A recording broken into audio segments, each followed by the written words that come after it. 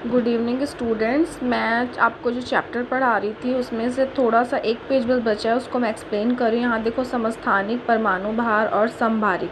तो समस्थानिक का मतलब क्या होता है, समभारिक का मतलब क्या होता है, इस वीडियो में मैं आपको एक्सप्लेन करती हूँ। तो यहाँ पर सबसे पहले देखो कि समस्थानिक का मतलब क्या होता है। प्रकृति में कई ऐसे तत्व पाए जाते हैं जिनके परमाणुओं की परमाणु संख्या तो समान, किंतु द्रव्यमान संख्या क्या होती है, भिन्न भिन्न होती है। तो तत्वों के ऐसे परमाणु एक दूसरे के क्या कहलाते हैं, समस्थानिक कहलाते हैं। इंग्लिश में इसको आइसोटोप कहते हैं। अब बोलोगे मैडम ये तो कुछ समझ नहीं आया। ठीक है, तो मैं अभी आपको बताती हूँ इसको कैसे बोला जाता है। अब यहाँ देखो, ये भी कार्बन है, ये भी कार्बन है। कार्बन का परमाणु क्रमांक ये भी 6 होता है और ये भी 6 होता है। लेकिन कभी कभी कार्बन का परमाणु भार क्या होता है, 12 होता है, और कभी कभी क्या होता है, 14 होता है। ठीक है, तो अब इससे समझो, ऐसे प्रकृति में कई ऐसे तत्व होते हैं। तत्व का मतलब कार्बन 6 उसका परमाणु क्रमांक है, और 12 क्या है, 12 और 14 क्या उसके परमाणु भार हैं। ठीक है, तो प्रकृति में कई ऐसे तत्व होते हैं जिनके परमाणु क्रमांक समान होते हैं, लेकिन जो परमाणु द्रव्यमान या परमाणु भार होते हैं वो क्या होते हैं, अलग अलग होते हैं। ये देखो, तत्वों के ऐसे समूह एक दूसरे के समस्थानिक कहलाते हैं। परमाणु संख्या समान है लेकिन परमाणु भार क्या है, अलग अलग है। तो इसलिए हम इसको क्या कहते हैं, समस्थानिक। क्या कहते हैं इसको, समस्थानिक कहते हैं। ठीक है, समस्थानिक। जैसे कि अब यहाँ पर देखो 12-14, मैम 12-14 में क्यों है करके, तो जैसे हम लोग मार्केट में सामान खरीदने जाते हैं तो हमको बहुत सारी वैरायटी के सामान मिलते हैं। तो वैसे ही प्रकृति में जो हमको तत्व मिलते हैं वो एक जैसे नहीं मिलते हैं। कभी वो कार्बन 12 के फॉर्म में मिलते हैं और कभी कार्बन 14 के फॉर्म में मिलते हैं, और दोनों का ही उपयोग क्या होता है, अलग अलग जगह में होता है। ठीक है, अब इसको आप लोग बुक में जब एक एक लाइन रीड करोगे ना तो आपको समझ आएगा। ठीक, अब यहाँ पर देखो समस्थानिक। वैसे ही क्लोरीन 35 और क्लोरीन 37 के रूप में भी मिलता है। मतलब देखो, क्लोरीन जो दोनों है ना, यहाँ देखो, क्लोरीन को Cl से दर्शाते हैं। क्लोरीन का परमाणु क्रमांक 17 होता है। ठीक है, लेकिन कहीं कहीं पर जो इसका परमाणु भार है वो 35 होता है बोलते हैं, और कभी कभी क्या होता है बोलते हैं, 37 होता है। मतलब प्रकृति में दोनों ही की तरह क्लोरीन पाए जाते हैं, लेकिन दोनों का जो परमाणु क्रमांक है वो समान होता है, लेकिन भार क्या होता है, अलग अलग होता है। तो ये भी क्या है, एक दूसरे के समस्थानिक होते हैं। ग्रुप को हम समस्थानिक कहते हैं। अब इसका यूज़ कहाँ कहाँ होता है, देखो तो समस्थानिकों के हमारे जीवन में कई उपयोग है। जैसे कैंसर के उपचार में कोबाल्ट के समस्थानिक कोबाल्ट को CO से दर्शाते हैं। ठीक है, और घेंघा रोग के निदान के लिए आयोडीन के समस्थानिक आयोडीन को I से दर्शाते हैं, और परमाणु भट्टी में ईंधन के रूप में यूरेनियम के समस्थानिक का उपयोग किया जाता है। ये कुछ समस्थानिक है जो हमारी लाइफ में इंपॉर्टेंट होते हैं। ठीक है, अब सापेक्षिक परमाणु भार जैसे मैं चैप्टर स्टार्ट करी थी तो मैंने आपको बताई थी कि जब हम किसी भी कण को एकदम छोटा तोड़ देते हैं और उससे भी छोटा वो नहीं टूट सकता, तो हम उसको क्या कहते हैं, परमाणु। क्या बोलते हैं उसको, परमाणु। लेकिन परमाणु में भी 3 अपरमाणु होते हैं, इलेक्ट्रॉन, प्रोटॉन और क्या होता है, न्यूट्रॉन होता है। इलेक्ट्रॉन में ऋणात्मक आवेश होता है, प्रोटॉन में धनात्मक आवेश होता है, न्यूट्रॉन क्या होता है, आवेशहीन होता है। ठीक है, तो अब परमाणुओं को तौला नहीं जा सकता। अब हवा चल रही है, हवा का जो एकदम छोटा सा कण है उसको हम तौल पाएंगे क्या, नहीं तौल पाएंगे ना। तो जब क्या हुआ, किसी भी परमाणु का निश्चित भार क्या हुआ, इन लोग खोज नहीं पा रहे थे जितने भी साइंटिस्ट हैं, लेकिन उन्होंने सबसे ज़्यादा जो छोटा हल्का परमाणु था वो क्या था, हाइड्रोजन था।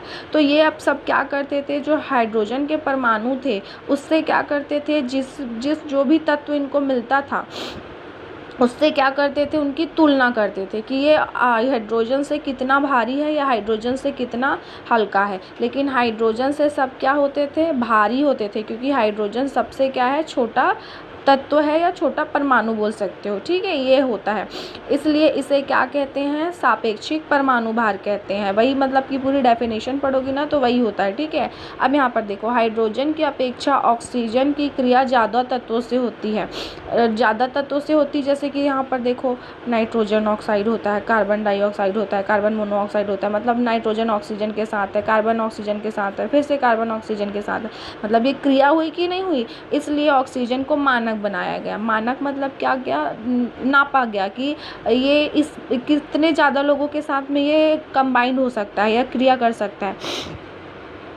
आजकल कार्बन 12 के एक परमाणु भार के सापेक्ष सभी तत्वों के परमाणु भारों को क्या किया गया जाता है, ज्ञात किया जाता है। लेकिन आजकल कार्बन 12 जो मैं यही वाला 12 बता रही थी ना, उसी के भार के अनुपात में क्या किया जाता है, ज्ञात किया जाता है। अब यहाँ पर देखो वही क्लोरीन का परमाणु भार जो होता है ना, उसके बारे में बता रहा हूँ। यहाँ पर देखो जो क्लोरीन 35 और क्लोरीन 37 पाया जाता है, प्रकृति में समस्थानिक हैं, और ये अर्थात 75% और 25%, मतलब प्रकृति में 75% क्लोरीन 35 होता है और 25% क्या होता है, क्लोरीन 37 होता है। ठीक है।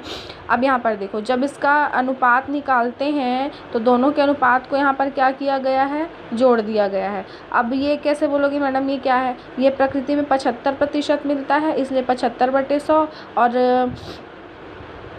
35 क्या है इसका परमाणु वो है भार है, इसलिए इसको 35 से गुना किए। धन 25% मिलता है, इसलिए 25/100, और इसका परमाणु भार क्या है, 37। दोनों को जब जोड़े तो क्या आ गया, 35.5।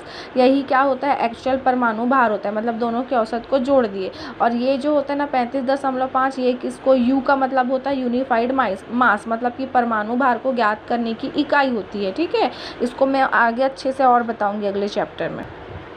अब जैसे परमाणु क्रमांक मतलब कि समस्थानिक समझ आया ना, अब वहाँ पर बात आती है समभारिक की। किसकी बात आती है, समभारिक की।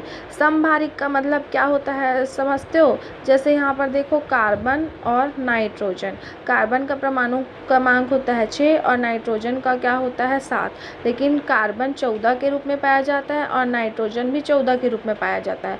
अब यहाँ पर देखो परमाणु क्रमांक अलग अलग हैं, लेकिन जो परमाणु भार है वो दोनों कैसे हैं, समान है। तो हम इसको क्या कहते हैं, समभारिक। क्या कहते हैं हम इसको, समभारिक कहते हैं। ठीक है। यहाँ पर देखो भिन्न भिन्न परमाणु संख्या वाले, भिन्न भिन्न परमाणु संख्या मतलब 6-7 भिन्न भिन्न परमाणु संख्या हो गई। ऐसे तत्व जिनकी द्रव्यमान संख्या क्या होती है, समान होती है। देखो द्रव्यमान संख्या इसकी भी 14 है, इसकी भी 14 है, एक दूसरे के क्या कहलाते हैं, समभारिक कहलाते हैं। ठीक है। आया समझ में। ये हो गया पार्ट तुम्हारा खत्म। ठीक। अब मैं पढ़ाऊँगी आपको अगला चैप्टर गति। ठीक है। गति जो है ना, इसको हम पढ़ेंगे, और सबसे पहले आप लोग भी बुक रीड करना सीखिए, क्योंकि देखो 10 मिनट के वीडियो में सब कुछ तो नहीं समझा सकती ना मैं आपको। तो सबसे पहले देखो गति और स्थिति का मतलब गति और स्थिर का मतलब समझते हो। गति का मतलब होता है चलना, स्थिर का मतलब क्या होता है, एक जगह रहना। जैसे मनुष्य गतिशील है, चलते रहता है कंटिन्यू, लेकिन जो मतलब कि जो बिजली का खंभा है, हमारे घर है, वो कहीं इधर उधर जाता है क्या, नहीं जाता, तो वो स्थिर है। ठीक है। तो यहाँ पर गति के उदाहरण दिए हैं, देखो जैसे चलती हुई बोट है, इंसान है, पतंग है, बस है, ये सब गति करते हैं। क्या करते हैं, सब गति करते हैं। हमारी दैनिक जीवन में बहुत सारी चीज़ें हैं जो बिना गति के काम नहीं कर पाते, तो इन सब के बारे में बताया गया है। ठीक है। यहाँ से मैं पढ़ रही हूँ, इसको देखना।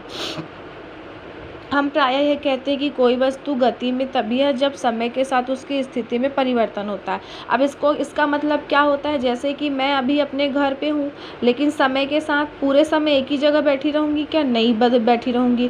कुछ समय बाद मैं अपने घर के कमरे में हूँ, कुछ समय बाद मैं अपने हॉल में चली गई। तो मान के चलो 8 बजे मैं कमरे में हूँ, तो 8:30 बजे मैं कहाँ चली गई, हॉल में चली गई। मतलब मेरी स्थिति परिवर्तित हो गई कि नहीं हो गई, तो उसी को हम क्या कहते हैं, गति कहते हैं।